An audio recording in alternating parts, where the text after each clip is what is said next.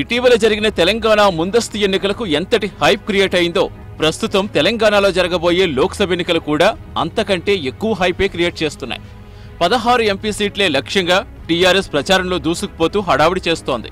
Assembly ఎన్నికల్లో పోయిన పరువును తిరిగి ఎన్నికల్లో తెచ్చుకోవాలని కాంగ్రెస్ విశ్వ ప్రయత్నాలు చేస్తోంది. మొన్నటి ఎన్నికల్లో ఉనికి కోల్పోయిన బీజేపీ ఎంతో కొంత తమ పరువు నిలబెట్టుకోవాలనే ప్రయత్నాల్లో ఉంది. తెలంగాణలో ఎంత జరుగుతున్నా ఒకే ఒక పార్టీ మాత్రం ఈ ఎన్నికలు లైట్ తీసుకుంటోంది. తెలంగాణ గడ్డపై 35 ఏళ్ల చరిత్రను పక్కన పెట్టి మరీ ఆ పార్టీ నేతలు ఈ ఎన్నికల్లో పోటీకి దూరంగా ఉన్నారు. ఈ పరిచయం వేరెవరి గురించో కాదు, తెలంగాణ టీడీపీ గురించే. తెలంగాణ రాజకీయ వేదికపై ఎన్నో సంచలనాలు నమోదు చేసిన టీడీపీ భవిష్యత్ ఇప్పుడు ప్రశ్నార్థకంలో పడింది. సింపుల్ గా చెప్పాలంటే తెలంగాణలో టీడీపీ అస్తిత్వమే ప్రశ్నార్థకంలో పడే పరిస్థితి. ఇంతకీ ఈ పరిస్థితి ఎందుకొచ్చిందో తెలియాలంటే just watch this story.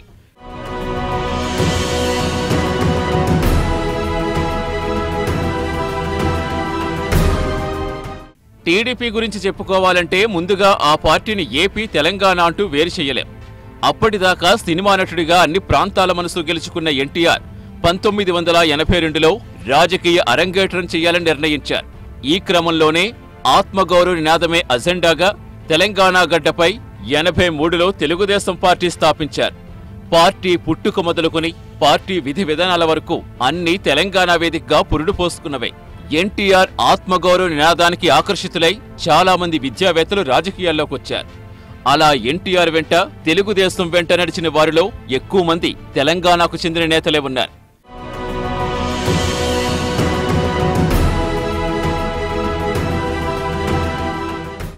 NTR విధానాలు నచ్చి ఆయన వెంట వచ్చిన నేతలు కాలక్రమంలో టీడీపీలో సొంత గుర్తింపు తెచ్చుకున్నారు.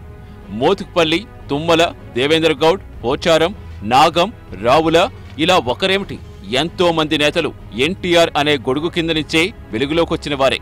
ఇక టీడీపీ అంటేనే బీసీలకు వేదికగా మార్చేసిన సంఘటనలు ఉన్నాయి. పటేల్ పట్వారీ వ్యవస్థ రద్దు చేసిన ఎన్టీఆర్ తెలంగాణ ప్రజల మనస్సులో చిరస్థాయిగా నిలిచిపోయారు. ప్రత్యేకించి తెలంగాణలో టీడీపీ అంటేనే బడుగు బలహీన వర్గాల పార్టీ అని జనం భావించే పరిస్థితి.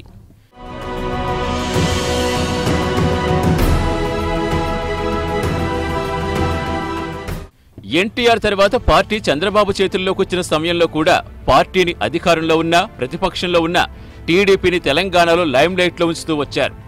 ఇలాంటి సమయంలోనే 2009 తర్వాత ఉవ్వెత్తున ఎగిసిన తెలంగాణ ఉద్యమం తెలంగాణ టీడీపీ అస్తిత్వాన్ని ప్రమాదంలో పడేసింది. రాష్ట్ర విభజనకు ఒక దశలో చంద్రబాబు లేఖ ఇచ్చినా పూర్తిగా రాష్ట్ర విభజన కావాలని చెప్పలేని పరిస్థితులు ఏర్పడ్డాయి.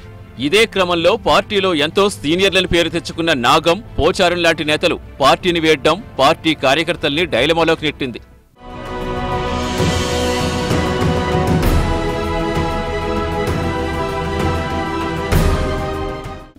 తెలంగాణ రాష్ట్రం ఏర్పడ్డాక ఎన్నికలకు ముందే చాలా మంది నేతలు టీడీపీని వీడారు.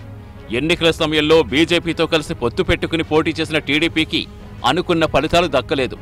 ఇక కేసీఆర్ తన ప్రభుత్వం ఏర్పాటు చేశాక వరుస పెట్టి టీడీపీ తరపున గెలిచిన ఎమ్మెల్యేలంతా టీఆర్ఎస్ జెండా కప్పుకునే పరిస్థితి. ఏపీలో చంద్రబాబు సీఎంగా ఎంపిక కావడం, తెలంగాణలో పార్టీ పరిస్థితిపై పూర్తిగా దృష్టి పెట్టలేకపోవడంతో అసలు టీడీపీ ఎటువైపు వెళుతుందోనని కొన్ని రోజులు పార్టీ శ్రేణులకే అర్థం కాని పరిస్థితి.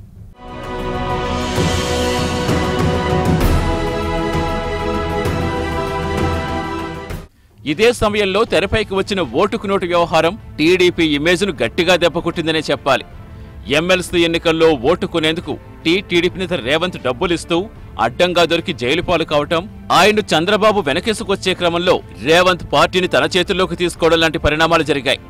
రేవంత్ పార్టీకి ఎంతో కొంత అసెట్ అవుతాడనుకునే సమయంలోనే ఆయన కాంగ్రెస్ జెండా కప్పుకుని చంద్రబాబు అంటుకొని పూర్తిగా డైలమాలో పడేయడం ఎవరూ ఊహించని పరిణామం.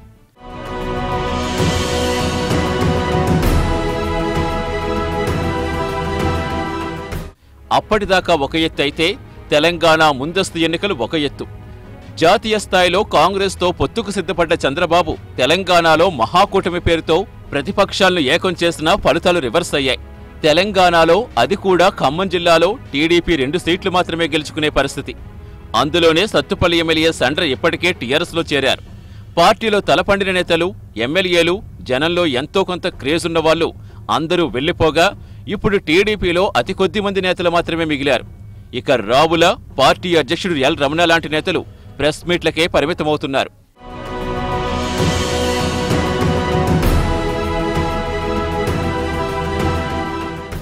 ఇప్పుడు తెలంగాణ లోక్సభ ఎన్నికల కోసం పార్టీలన్నీ హడావిడి చేస్తుంటే టీడీపీ నేతలు మాత్రం సైలెంట్గా ఉండిపోయారు. అలా అనేకన్నా అసలు పోటీకి దూరంగా ఉండిపోయారు. టీడీపీ చరిత్రలో తెలంగాణలో ప్రత్యక్ష ఎన్నికలకు దూరంగా ఉండటం ఇదే ప్రథమం. పోటీ విషయంలో చంద్రబాబు టీడీపీ నేతల ఇష్టానికి నిర్ణయాన్ని వదిలేసినా పోటీ చేసే విషయంలో మాత్రం టీడీపీ నేతలు ముందుకు రాలేదు. లోపాయికారిగా కాంగ్రెస్తో మద్దతుంది కాబట్టి తమ ఓట్లు కూడా టీఆర్ఎస్కు వ్యతిరేకంగా వేయమని చెప్పే పరిస్థితి ఏర్పడింది.